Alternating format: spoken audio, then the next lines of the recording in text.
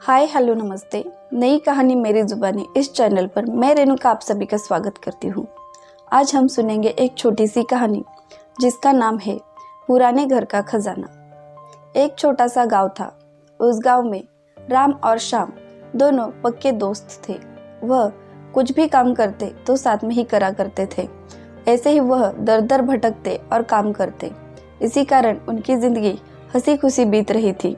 ऐसे ही एक दिन वह भटकते भटकते काफ़ी दूर चले गए और वहाँ पास में ही उन्हें एक पुराना घर दिखाई दिया। जैसे ही वह घर के पास गए तो उन्होंने देखा उस घर के पास और भी कुछ घर है। तो उन्होंने सोचा शायद इस घर का कोई भी मालिक नहीं हो तो हम यहाँ पर आज की रात गुजार सकते हैं। वहाँ वो जाने वाले थे तभी एक इंसान ने उन्हें बुलाया और कहा, उस घर में क्यों जा रहे हो? वो काफ़ी पुराना घर है, खंडर बन चुका है, कभी भी गिर सकता है और अंदर जाने वाले लोग अगर दबकर मर गए तो यह सारी मुसीबत हम पर आ जाएगी। लेकिन उन दोनों ने कहा, हमारा यहाँ कोई आता पता या ठिकाना नहीं है, हमें बस आज की रात बिताने के लिए कोई जगह दे दीजिए।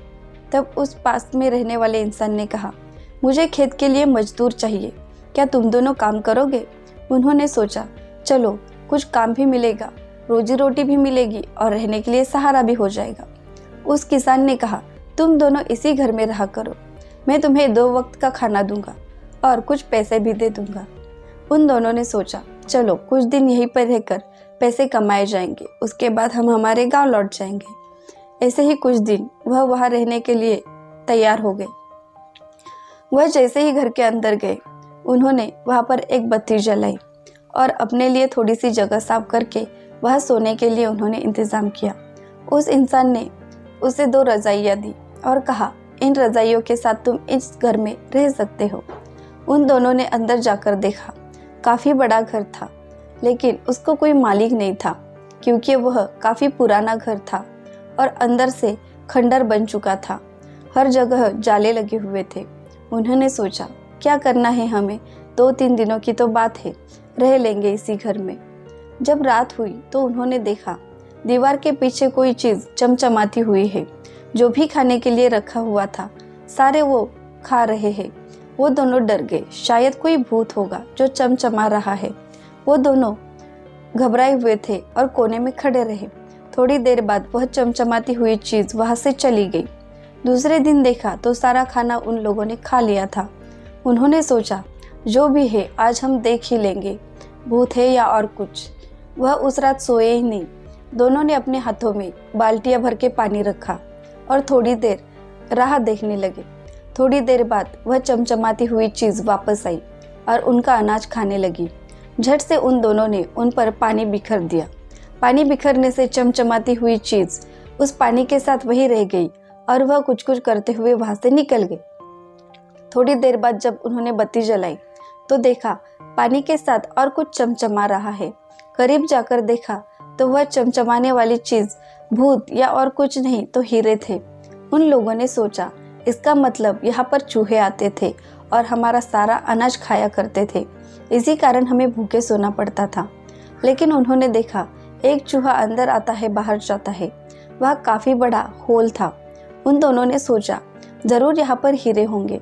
उन दोनों ने दूसरे दिन मजदूरी ना करके वहीं बैठकर रहने का ठान लिया। जब वह मालिक आया तो उन्होंने कहा, हमारी तबीयत ठीक नहीं है, हम यहाँ से लौटना चाहते हैं, इस कारण हम आपके यहाँ काम पे नहीं आए। क्योंकि उन दोनों को वह खजाना देखना था। उन दोनों ने देखा था कि काफ़ी कुछ चमचमा रहा है। रात होने के बाद दोनों ने वहाँ पर एक बड़ा सा गड्ढा किया। अंदर देखा तो काफ़ी सारे हीरे और जवाहरात पड़े हुए थे। उन दोनों ने वह खजाना उठाया और रातों रात वहाँ से भाग गए। उन्होंने सोचा यह पुराना घर शायद किसी राजा महाराजा का होगा, इस कारण इतनी सारी धन दौलत वहाँ पर पड़ी हुई थी और लोग अंधे बने हुए थे। चूहे के ऊपर आने वाले हीरे कोई देख नहीं पाता था। हर किसी को लगता था वहाँ पर भूत है जो रात को नाचते हैं, लेकिन वह चूहे थे जिनके पीठ पर वह हीरे लगे हुए थे और जब भी वह यहाँ वहाँ घूमते तो उनकी रोशनी से जगमगाहट होती और लोग डर जाते थे। लेकिन इन दोनों को अच्छा ही इनाम मिला था उस घर में रहने का। दोनों अपने गांव लौट गए और अपनी ज़िंदगी हंसी खुशी बिताने लगे।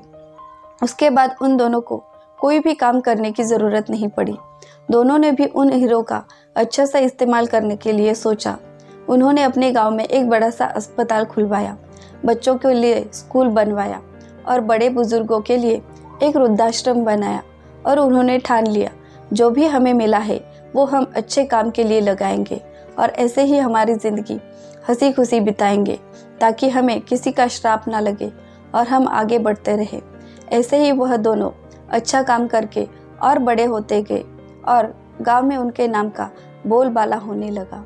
उनके नसीब में जो था वह उन्हें मिल गया। एक दूसरे का साथ देकर उन्होंने अपनी दोस्ती की भी मिसाल बना ली और अपने गांव को भी सुधार दिया। तो दोस्तों, किसी ने सोचा भी नहीं होगा कि इस खंडर जैसे घर में इतना बड़ा खजाना होगा। जिसके किस्मत में जो है वो उसे मिलता ही है। इस कारण वह दोनों दोस्त अमीर हो गए और अपने गांव को भी सुधार कर वह आगे बढ़ गए। उन्होंने लालच नहीं रखी, ताकि अपने गांव को वह सुधारना चाहते थे। गांव की दुर्दशा देखकर वह दुखी हुआ करते थे। इस कारण वह गांव से दूर जाकर काम किया करते थे। लेकिन उन्होंने गांव में जो भी सुविधाएं बनाई थी, उस कारण उनका गांव काफ़ी सुधर चुका था और वह दोनों आगे बढ़ चले थे। तो पुराने घर का खजाना उन्हें कितने अच्छे तरीके से मिला और कितना अच्छा उपयोग हुआ उसका। इसीलिए कहते हैं, अगर मुफ्त में कुछ मिल जाए तो उसका सही उपयोग होना चाहिए, नहीं तो बुरी लत लग जाती है। लेकिन इन लोगों ने बुरी लत का सामना ना करके उस खजाने को अच्छाई के लिए इस्तेमाल किया और लोगों से आशीर्वाद लेकर आगे बढ़ गए। ऐसी ही नई नई कहानियाँ सुनने के लिए हमारे चैनल को सब्सक्राइब करें और अगर कहानी अच्छी लगी हो तो हमें कमेंट करके ज़रूर बताना। धन्यवाद।